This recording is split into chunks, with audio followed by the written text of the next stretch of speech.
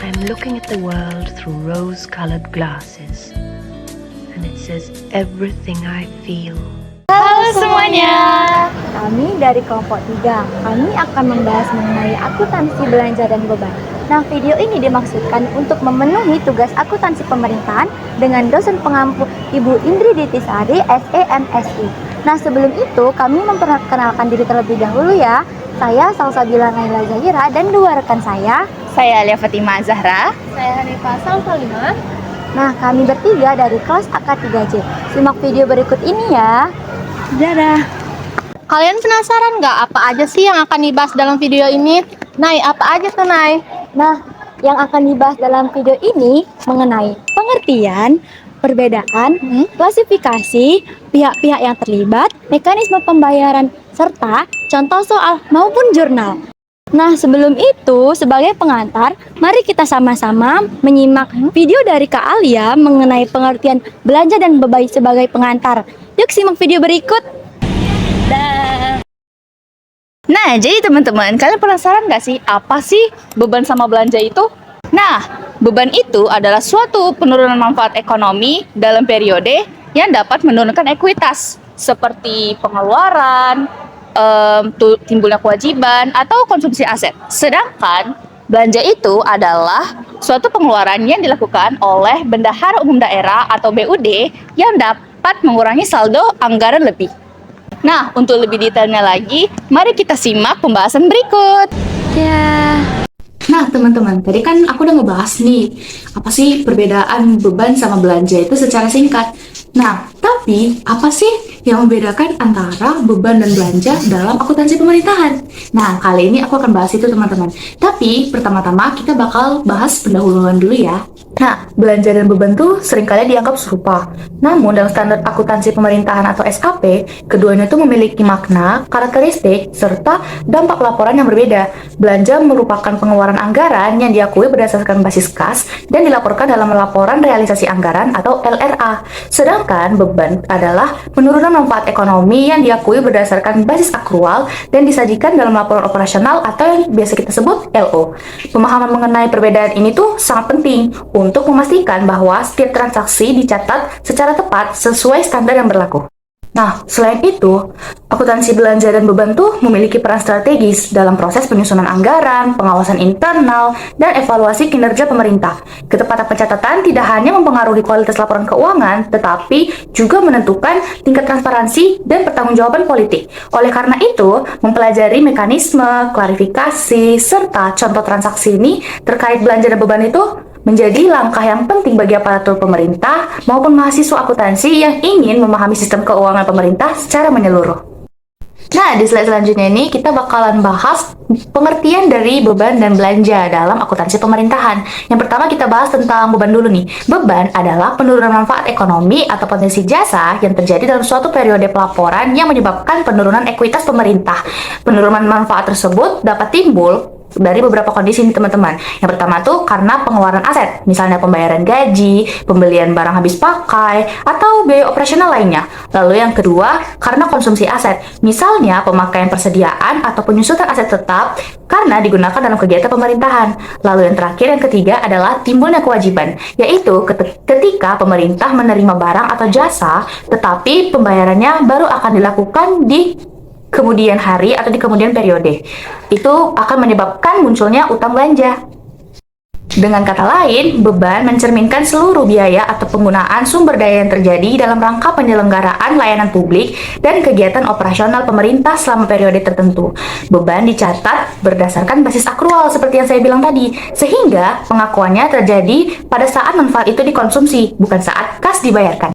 Nah, selanjutnya kita bakal bahas tentang belanja. Belanja adalah semua pengeluaran yang dilakukan oleh Bendahara Umum Daerah atau BUD dalam rangka pelaksanaan kegiatan pemerintahan yang mengurangi saldo anggaran lebih atau SAL.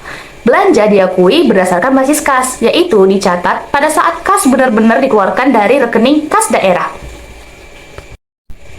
Nah, belanja ini digunakan untuk membiayai berbagai kegiatan pemerintah, baik dalam bentuk pembayaran pegawai, pembelian barang dan jasa, bantuan sosial, hibah, subsidi, maupun pengeluaran lain yang telah ditetapkan oleh anggaran. Karena belanja ini berhubungan langsung dengan arus kas keluar yang nyata. Pencatatannya itu mempengaruhi laporan realisasi anggaran atau LRA dan menjadi indikator penting dalam menilai tingkat penerapan anggaran dan efisiensi penggunaan dana publik oleh pemerintah daerah. Nah, di slide selanjutnya kita bakalan bahas mengenai perbedaan antara beban dan belanja. Dalam akuntansi pemerintahan, belanja dan beban itu seringkali dianggap serupa, tapi kedua konsep ini memiliki perbedaan yang mendasar nih teman-teman. Seperti yang kita lihat dalam slide itu, ada beberapa aspek yang mencakup perbedaannya, yaitu basis pengakuan, kapan dia dicatat, laporan apa yang dipengaruhi, tujuan, fokus, dan lain sebagainya. Nah, di sini aku akan bahas lebih lanjut nih mengenai perbedaan itu.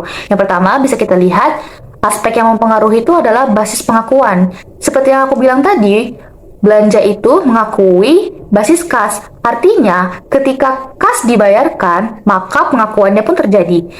Tetapi, lain halnya dengan beban, beban itu mengakui basis akrual, yang artinya pengakuannya itu terjadi pada saat manfaatnya itu dikonsumsi, bukan pada saat kas dibayarkan. Lalu yang kedua dicatat ketika. Nah, sama seperti tadi nih teman-teman.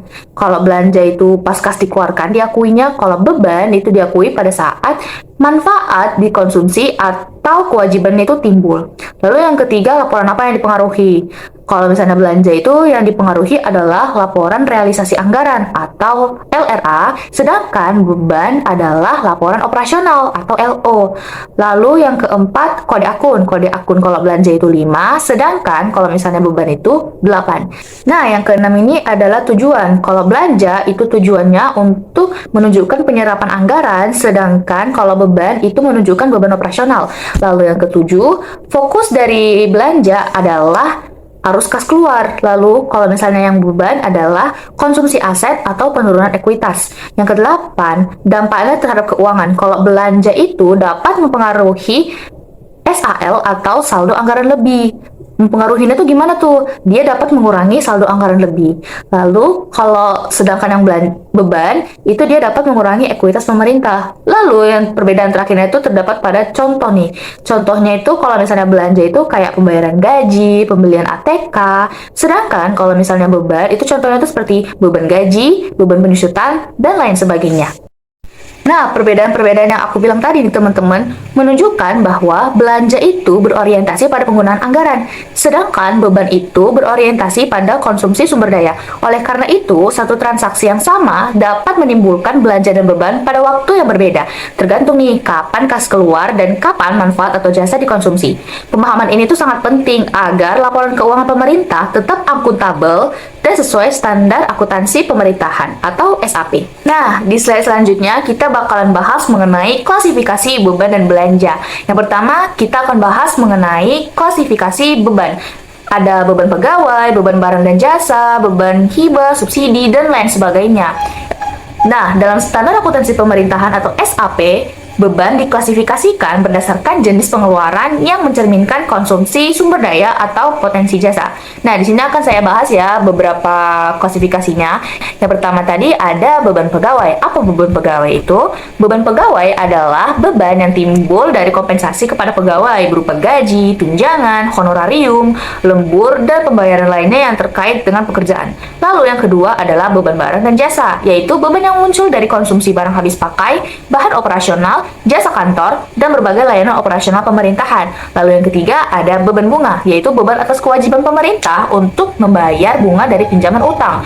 Lalu yang keempat adalah beban subsidi, yaitu beban yang diberikan pemerintah kepada pihak tertentu, misalnya BUMD, untuk menjaga stabilitas harga barang dan jasa. Lalu yang kelima beban hibah, yaitu beban berupa pemberian barang, jasa, atau uang dari pemerintah kepada pihak lain tanpa imbalan yang mengikat. Lalu yang keenam ada beban bantuan sosial, yaitu beban untuk pemberian kepada individu, kelompok, atau masyarakat guna melindungi dari risiko sosial. Lalu yang ketujuh, beban penyusutan atau amortisasi, yaitu beban yang muncul dari penurunan nilai aset tetap dan aset tak berwujud akibat pemakaian atau umur manfaat.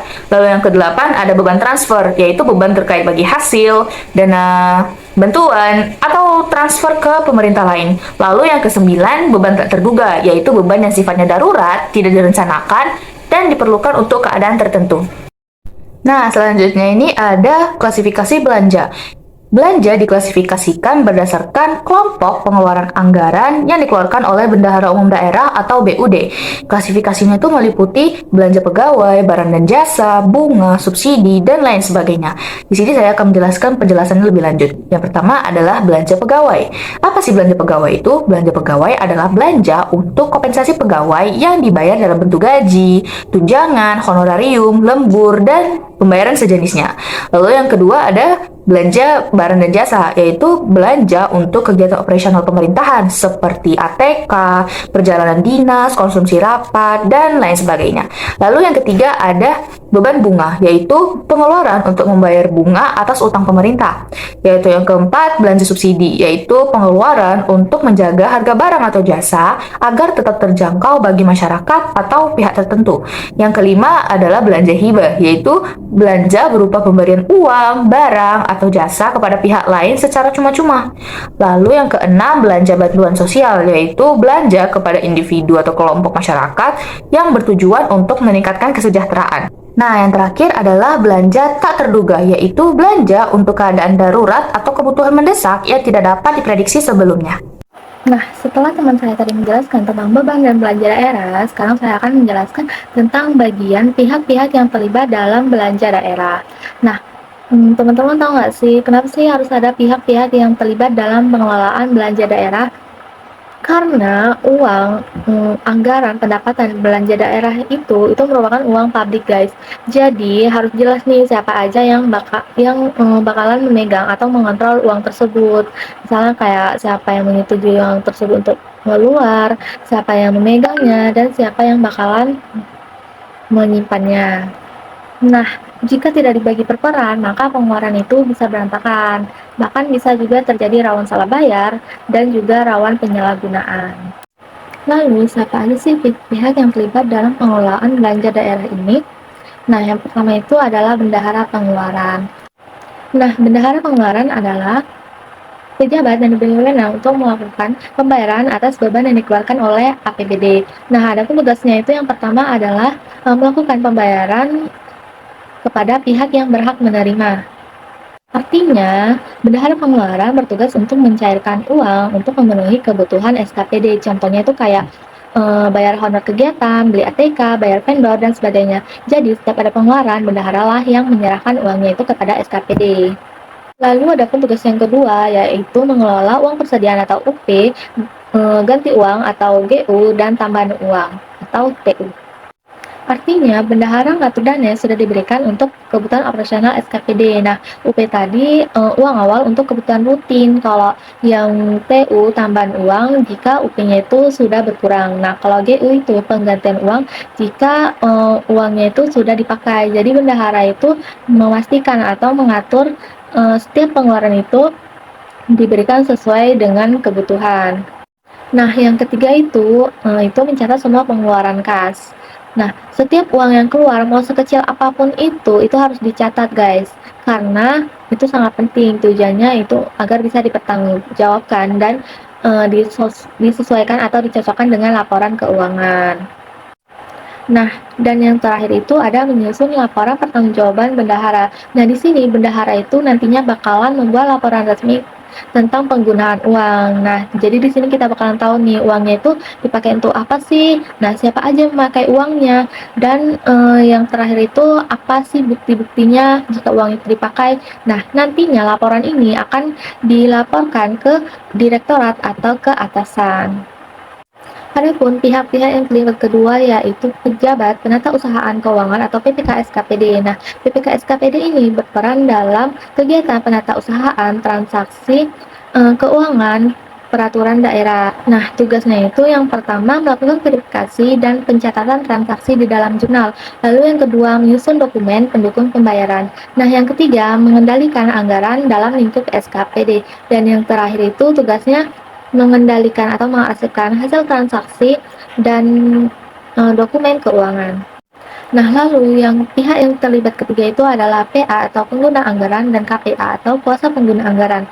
Nah, PA atau KPA ini adalah pejabat yang bertanggung jawab penuh atas penggunaan anggaran di SKPD. Nah, jika bendahara itu yang megang uang, maka PPK itu yang megang dokumennya. Nah, maka PA atau KPA ini adalah orang yang terakhir yang harus menyetujui persyaratan itu atau kegiatan itu. Adapun tugas dari PA atau KPA ini yang pertama adalah memberikan otorisasi pengeluaran. Nah, maksudnya adalah sebelum uang itu dibayar, maka PA atau KPA itu harus menyetujuinya dulu. Nah, tanpa tanda tangan atau perizinan dari mereka, maka uangnya itu nggak bisa dicairkan, guys. Nah, yang kedua itu ada menyetujui SPP atau surat permohonan pembayaran. Nah, SPP ini merupakan dokumen penting untuk minta pencairan dana. Nah, PA atau KPA ini harus memeriksa terlebih dahulu nih apakah SPP-nya ini sudah sesuai anggaran dan kegiatannya itu benar. Ibaratnya tuh SPP merupakan form permohonan pencairan, sedangkan PA atau KPA itu adalah orang yang bilang, oke, ini boleh dicairkan. Dan tugas yang terakhir itu adalah memastikan belanja sesuai dengan aturan. Nah, PA atau KPA itu harus memastikan semua pengeluaran itu tidak menyalahi regulasi dan digunakan untuk kegiatan yang benar. Lalu teman-teman, yang terakhir itu pihak-pihak yang terlibat adalah Bendahara Umum Daerah atau BUD atau kuasa BUD. Nah, BUD ini adalah pejabat yang mengelola kas umum daerah dan bertugas menerbitkan pembayaran dengan menggunakan mekanisme LS atau langsung. Nah, adapun tugas atau perannya yaitu yang pertama menerbitkan SP2D atau surat perintah pencairan dana. Nah, ini merupakan dokumen resmi untuk mencairkan dana. Tanpa SP2D dan BUD, maka dana itu nggak bisa cair nih, teman, dari kas daerah. Lalu yang kedua itu ada mengelola rekening kas umum daerah. Nah, di sini BUD lah yang megang rekening utama pemerintah daerah. Nah, tempat pendapatan masuk dan belanja keluar. Nah, yang ketiga itu adalah melakukan pembayaran secara langsung atau LS. Nah, BUD itu melakukan pembayaran secara langsung kepada pihak ketiga atau penerima hak. Nah, di sini teman-teman, dokumennya itu harus sesuai, lengkap, dan harus sah. Terus yang terakhir itu mencatat semua aset kas. Nah, di slide berikutnya nih teman-teman, kita akan bahas tentang beban dan belanja pegawai. Nah, di beban dan belanja pegawai ini ada tuh yang dinamakan kompensasi pegawai. Nah, kompensasi pegawai ini pada dasarnya merupakan dasar atau hak imbalan yang diberikan pemerintah kepada para pejabat negara, PNS maupun non-PNS yang bekerja di instansi pemerintahan. Nah, bentuknya itu ada dua nih teman-teman. Yang pertama itu bisa berupa uang seperti tunjangan, gaji, pokok, gaji, honor ataupun honor. Nah, lalu yang kedua itu bisa berupa beban atau jasa seperti jasa atau barang seperti fasilitas kantor. Nah, teman-teman tahu nggak sih kalau misalnya kompensasi ini merupakan hak pegawai sebagai bentuk balasan atas pekerjaan yang sudah mereka lakukan dalam mendukung kegiatan pemerintahan.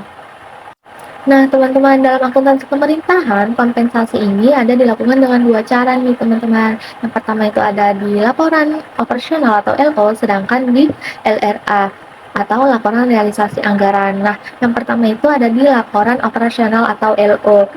Nah, ini tuh dicatat sebagai beban pegawai. Artinya itu dicatat saat haknya itu benar-benar timbul atau muncul nih. Lalu yang kedua di LRA. Nah, itu dicatat sebagai beban pegawai. Nah, ini tuh dicatat karena uang itu benar-benar dikeluarkan gitu. Jadi, kalau LO ini dilihat dari kapan sih uangnya muncul, sedangkan di LRA ini dicatat saat uangnya itu benar-benar dikeluarkan gitu, teman-teman.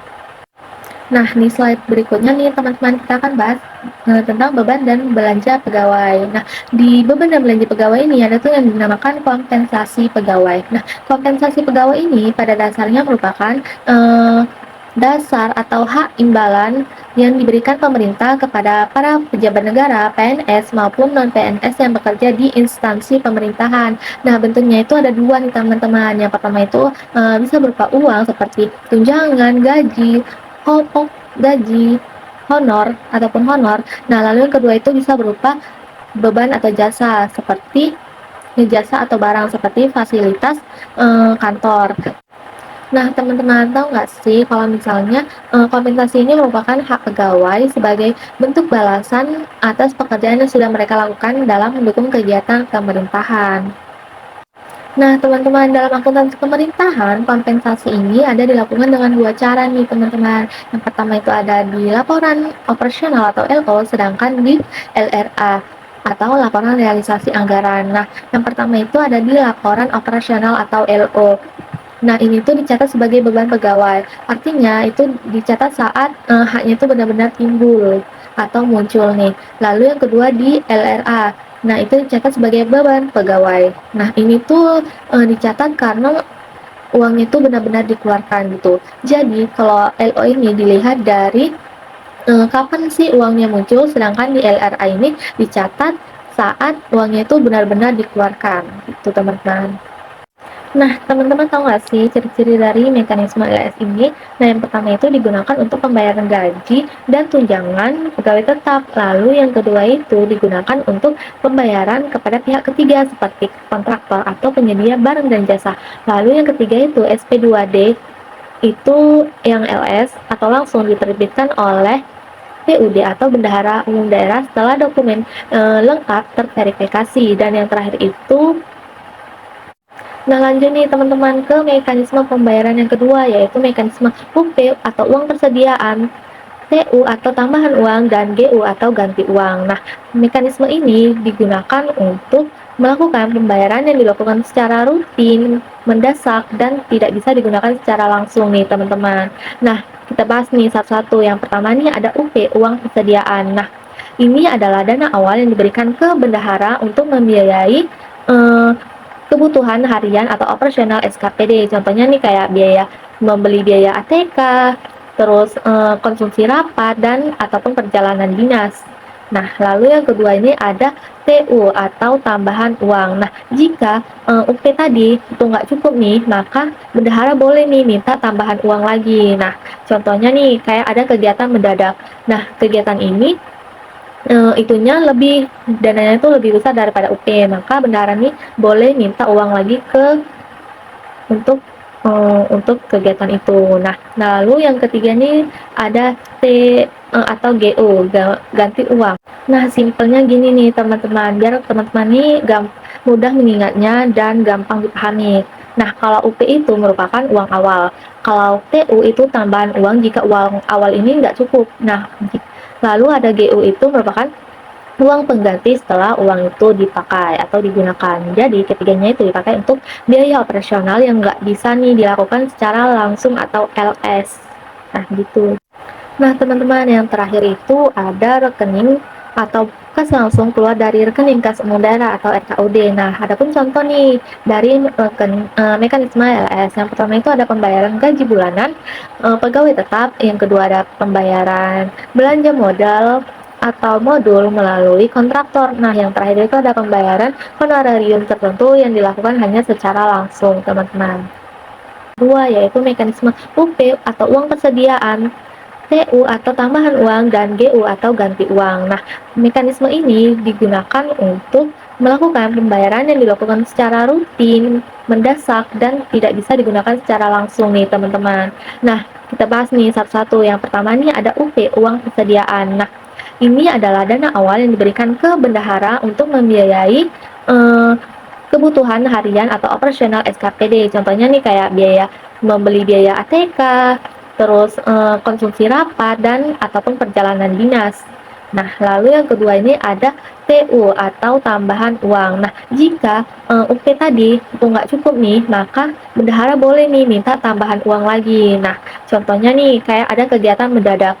Nah, kegiatan ini itunya dananya itu lebih besar daripada UP, maka bendahara nih boleh minta uang lagi untuk untuk kegiatan itu. Nah, lalu yang ketiga nih ada atau GO, ganti uang.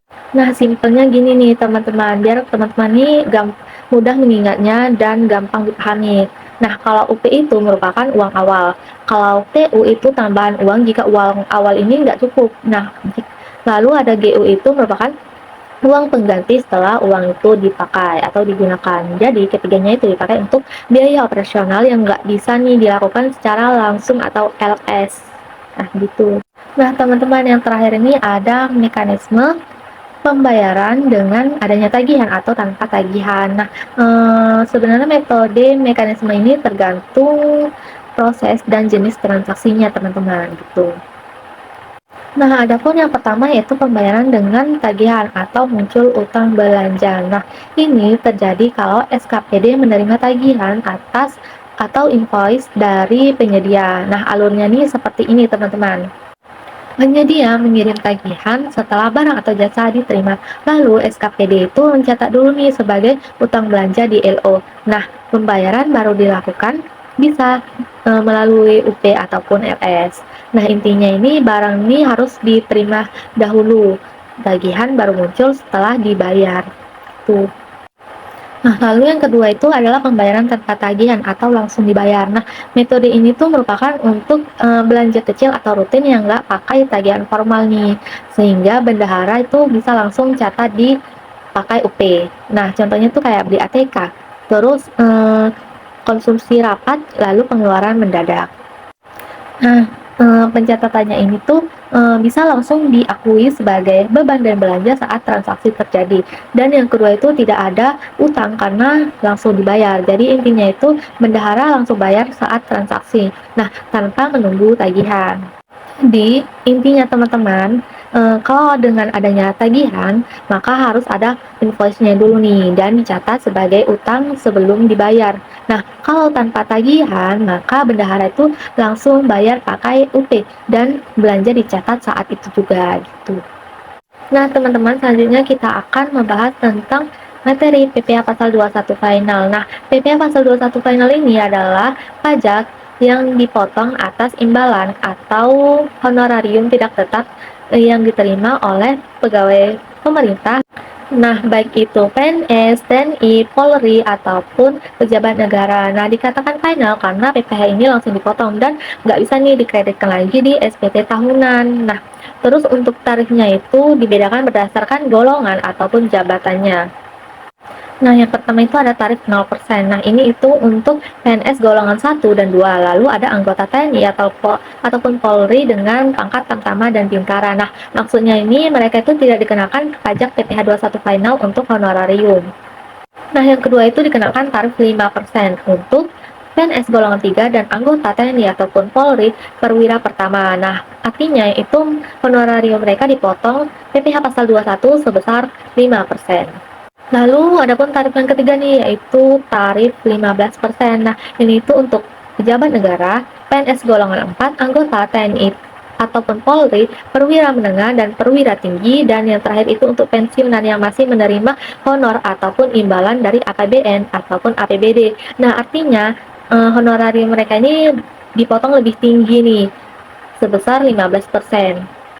Nah nih guys, jadi intinya tuh simpelnya tuh kayak gini, PPh pasal 21 ini dipungut dari honorarium yang dibayarkan oleh pemerintah sesuai dengan besarnya gaji ataupun bedanya jabatannya. Nah, pajaknya ini langsung dipotong dan sifatnya itu bersifat final, artinya tidak bisa diklaim lagi ketika kita melapor SPT. Tuh teman-teman. Nah, oke lagi teman-teman. Tadi itu kan kita bahas PPh pasal 21 final. Nah, sekarang kita bahas PPh pasal 21 tidak final. Nah, sekarang kita bahas PPh pasal 21 tidak final.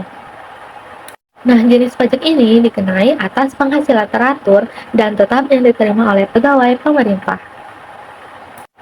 Nah, teman-teman, penerimanya itu meliputi pejabat negara, pegawai negeri sipil ataupun PNS, anggota TNI ataupun Polri, dan pensiunan.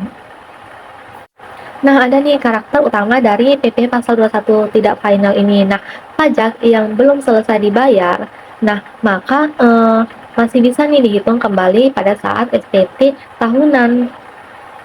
Nah, ciri-ciri dari PPh pasal 21 tidak final ini, yang pertama itu ada pajaknya masih bisa diperhitungkan kembali. Nah, artinya potongan pajak selama tahun berjalan itu boleh dikreditkan di SPT tahunan. Nah, kalau misalnya kelebihan potong, maka itu akan terjadi lebih bayar. Nah, pajak ini bukan berarti beban akhir, guys. Artinya, nah, karena dia itu nggak final, maka statusnya itu adalah kredit pajak, bukan pajak final yang langsung hangus. Nah, yang terakhir itu adalah dalam keuangan pemerintah, pajak ini ditanggung oleh pemerintah. Nah, artinya pegawai itu menerima gaji penuh, sementara yang membayar pajaknya itu adalah instansi pemerintah. Jadi, gaji pegawai itu nggak dipotong untuk pajak ini, guys. Jadi intinya PPh pasal 21 final dan PPh pasal 21 tidak final itu berbeda, guys. Kalau PPh pasal 21 final itu langsung selesai dan bisa nih dikreditkan. Tapi kalau PPh pasal 21 tidak final itu berbeda ya. Pajaknya itu masih bisa diperhitungkan di SPT bersifat kredit, dan dalam keuangan pemerintah pajaknya itu ditanggung oleh pemerintah, bukan dipotong dari gaji para pegawai gitu.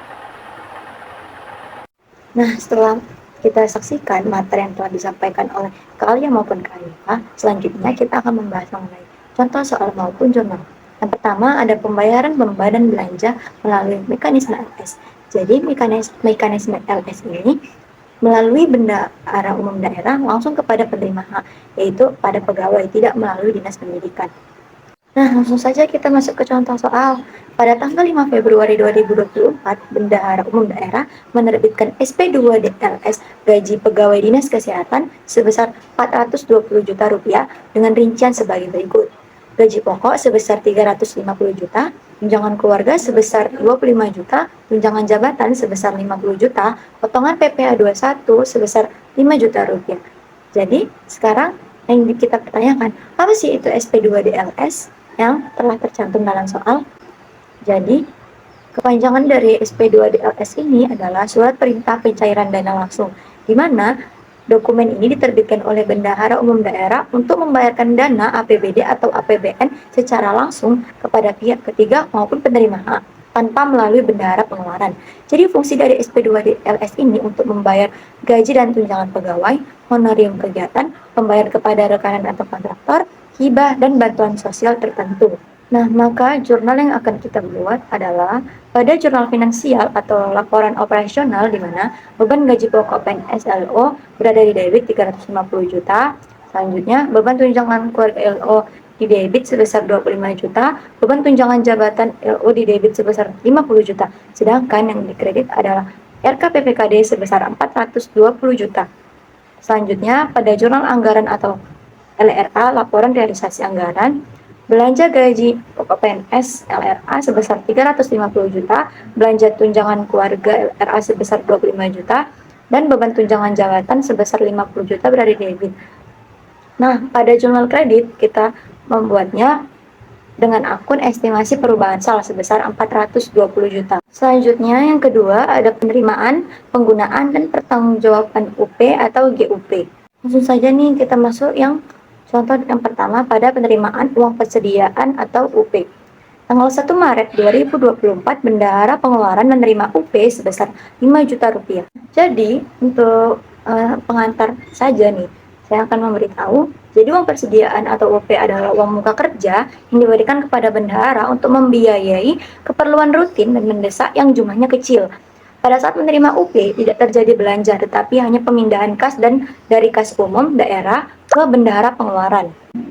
Nah, karena pada soal tersebut belum ada penggunaan barang atau jasa, jurnalnya hanya menunjukkan kas bendahara bertambah di debit dan kas di RKPPKD berkurang di kredit.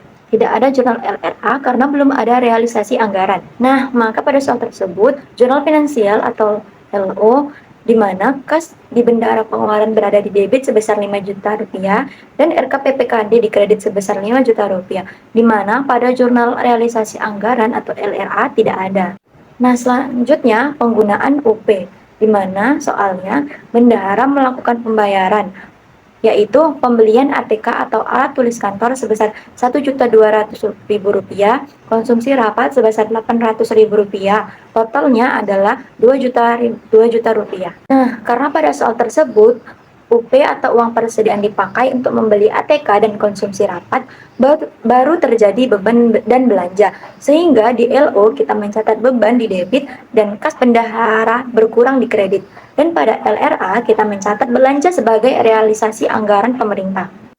Nah, maka kita akan membuat jurnal finansial atau LO dari soal tersebut, di mana beban ATK LO di debit sebesar Rp1.200.000, beban makanan minum LO di debit sebesar Rp800.000, dan kas di bendahara pengeluaran di kredit sebesar Rp2 juta, di mana jurnal anggaran atau LRA, nama akunnya adalah belanja ATK LRA di debit sebesar Rp1.200.000, belanja makan minum LRA sebesar Rp800.000 di debit, sedangkan estimasi perubahan saldo di kredit sebesar Rp2 juta. Selanjutnya ada pertanggungjawaban UP atau GUP. Pada tanggal 25 Maret 2024, bendahara mempertanggungjawabkan UP sebesar Rp2 juta dan menerima SP2B GUP dengan jumlah yang sama. Pada soal ini terjadi pertanggungjawaban UP atau GUP. Saat dilakukan pertanggungjawaban ini, bendahara memberikan bukti pengeluaran dan pemerintah mengganti kembali UP tersebut. Karena ini hanya proses pengembalian kas, bukan transaksi belanja baru. Jadi prinsipnya begini, UP dan GUP hanya memindahkan kas, sedangkan penggunaan UP lah yang memunculkan belanja dan beban. Nah, maka jurnal untuk soal tersebut adalah jurnal finansial atau LO, di mana kas di bendahara pengeluaran sebesar Rp2 juta, LKPPKD sebesar Rp2 juta berada di kredit, sedangkan jurnal LRA atau realisasi anggarannya tidak ada. Karena ini hanya pemindahan kas, bukan terjadi beban ataupun belanja. Jadi pada GU nihil ini tidak membutuhkan jurnal akuntansi, karena secara substansi akuntansi tidak terjadi transaksi keuangan baru, hanya mempertanggungjawabkan administrasi atas uang yang sudah dicatat sebelumnya. Jadi apa itu GU nihil? GU nihil adalah proses ketika bendahara hanya mempertanggungjawabkan penggunaan UP tanpa meminta penggantian dana ke kas daerah. Jadi artinya uang yang sudah keluar sebelumnya sudah dicatat saat SP2 DUP diterima, dan sekarang hanya melaporkan realisasi. Jadi, kenapa dia tidak memerlukan jurnal? Karena tidak ada kas masuk, tidak ada kas keluar baru, dan tidak ada perubahan saldo. Jadi, tidak ada basis pencatatan jurnal. Nah, selanjutnya, jika ada beban atau belanja jika didahului dengan tagihan maupun tanpa tagihan. Nah, yang pertama, jika adanya tagihan.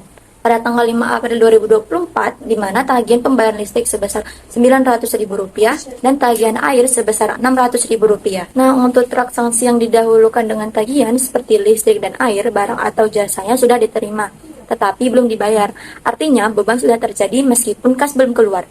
Maka, jurnal mencatat beban di debit dan utang belanja di kredit. Maka, jurnal finansial atau LO, di mana beban listrik LO berada di debit sebesar Rp900.000, beban air LO berada di debit sebesar Rp600.000, sedangkan utang belanja barang dan jasa berada di kredit sebesar Rp1.500.000.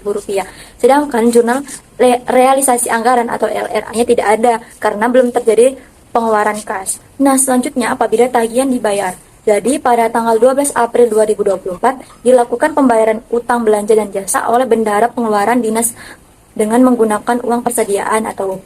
Maka jurnalnya pada jurnal finansial atau LO, utang belanja barang dan jasa di debit sebesar Rp1.500.000 dan kas di bendahara pengeluaran di kredit sebesar Rp1.500.000. Nah, selanjutnya untuk jurnal anggaran atau LRA, di mana belanja listrik di debit sebesar Rp900.000, belanja air di debit sebesar Rp600.000, sedangkan yang di kredit adalah estimasi perubahan sal sebesar Rp1.500.000. Nah, sedangkan apabila pada transaksi tersebut tanpa adanya tagihan, maka kita akan menjurnalnya dalam jurnal finansial atau LO, di mana beban listrik sebesar Rp900.000, beban air di debit sebesar Rp600.000, dan kas di bendahara pengeluaran sebesar Rp1.500.000. Nah, selanjutnya belanja barang dan jasa melalui pendekatan beban dan aset. Nah, langsung saja yang pertama, pendekatan beban.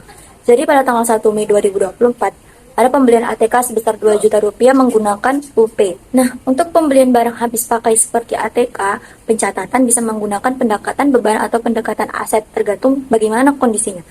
Jika ATK langsung dipakai, maka manfaatnya langsung habis. sehingga dicatat sebagai beban pada LO dan kas bendahara di kredit. Nah, pada jurnal anggaran tetap dicatat sebagai belanja karena realisasi anggaran diakui pada saat kas keluar. Maka jurnalnya pada jurnal operasional atau LO di mana beban bahan habis pakai sebesar 2 juta di debit dan kas di bendahara pengeluaran sebesar 2 juta di kredit. Sedangkan pada jurnal LRA di mana belanja beban habis pakai di debit sebesar 2 juta dan estimasi perubahan saldo kredit sebesar 2 juta. Nah, selanjutnya menggunakan pendekatan aset. Pada tanggal 1 Mei 2024, pembelian ATK sebesar 2 juta tetap dicatat sebagai persediaan. Pada pendekatan aset ini, itu artinya barang yang dibeli belum dipakai dan masih disimpan. Maka nilai barang tersebut masih merupakan aset berupa persediaan. Jadi dicatat persediaan di debit dan kas di kredit. Tetapi pada anggaran tetap dicatat sebagai belanja karena pengakuan belanja mengikuti basis kas, bukan pemakaian aset. Nah, selanjutnya menggunakan pendekatan beban, di mana pada tanggal 31 Mei 2024, berdasarkan hasil perhitungan fisik, terdapat sebesar Rp500.000 alat tulis kantor yang masih ada di tangan. Maka dari itu, jurnalnya, yaitu jurnal finansial atau LO, pada persediaan bahan habis pakai berada di debit sebesar Rp500.000 dan beban habis pakai berada di kredit sebesar Rp500.000. Untuk jurnal anggaran atau LRA-nya tidak ada. Nah, apabila pada soal tersebut menggunakan pendekatan aset, maka jurnalnya adalah di jurnal finansial LO, yaitu beban bahan habis pakai berada di debit sebesar Rp500.000 dan persediaan bahan habis pakai berada di kredit sebesar Rp500.000. Sedangkan jurnal anggaran atau LRA-nya tidak ada. Nah, segitu saja yang dapat kami sampaikan. Mudah-mudahan teman-teman yang menonton dapat memahami materi yang telah kami sampaikan. Sekian dari kami. Kami berterima kasih kepada Ibu dosen pengampu yang telah membimbing kami selama mata kuliah akuntansi pemerintahan. Terima kasih. Assalamualaikum warahmatullahi wabarakatuh.